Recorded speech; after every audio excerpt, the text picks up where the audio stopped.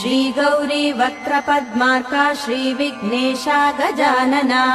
उत्तिष्ठ सुरसम्पूज्या त्रैलोक्यं पालनं कुरु श्रीगौरी वक्त्रपद्मार्का श्रीविघ्नेशा गजानना उत्तिष्ठ सुरसम्पूज्या त्रैलोक्यं पालनं कुरु उत्तिष्ठोत्तिष्ठ हेरम्बा उत्तिष्ठ गणनायका उत्तिष्ठ करुणापूर्णा भक्तानां भाग्यदायका उत्तिष्ठोत्तिष्ठ हेरम्बा उत्तिष्ठ गणनायका उत्तिष्ठ करुणापूर्णा भक्तानां भाग्यदायका श्रीयाकुवाहन शिवात्मज दिव्यगात्रा श्रीभिन्नदन्तधनुजान्तक सूक्ष्मनेत्रा सर्वार्ति दुःख शमना फणिराजसूत्रा देवा गणेश्वर विभो